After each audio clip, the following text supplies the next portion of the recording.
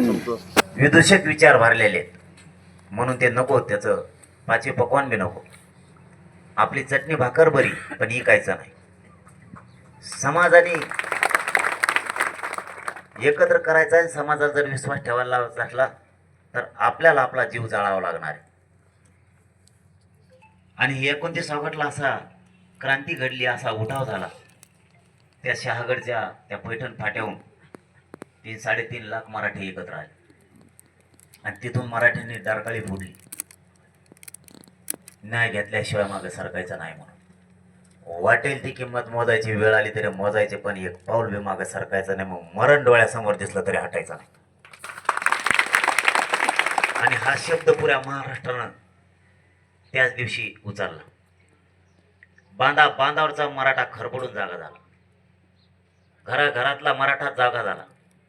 शहरापासून खेड्यापर्यंतचा सगळा मराठा जागा झाला. आणि सगळ्यांनी एकच ठरवलं, स्वार्थ एकाच्याही मनात नव्हता. एकाच्या पण, ना श्रीमंत मराठ्याच्या, ना गरीब मराठ्याच्या, ना नोकरदार मराठ्याच्या, ना मजूर मराठ्याच्या. कोणाच्याच मनात स्वार्थ आला नाही. सगळ्याच्या मनात फक्त एकच गोष्ट आली, समाज आणि समाजाचा स्वार्थ. बस एवढं सगळ्यांचं एक मत आणि एक जीव सगळ्यांचा झाला. त्या जीवावरती प्रत्येक जण स्वार्थी न बनल्यामुळं आज हा लढायला 1 वर्ष पूर्ण होते.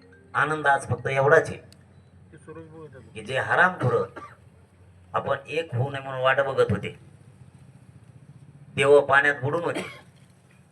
मराठे कधीच मांडीला मांडी लावून बसले नाही पाहिजे, विखरून बसले पाहिजेत, हे जे स्वप्न बघत होते ते मराठ्यांनी आजच्या दिवशी मोडून टाकले. आणि मराठ्यांनी ताकदीने एकजूट दाखवली. आज एकच आनंद आहे, ते म्हणजे माझा मराठा समाज एकत्र आहे. याच्यापेक्षा आपल्या जीवनातला मोठा आनंद दुसरा कोणताच नाही.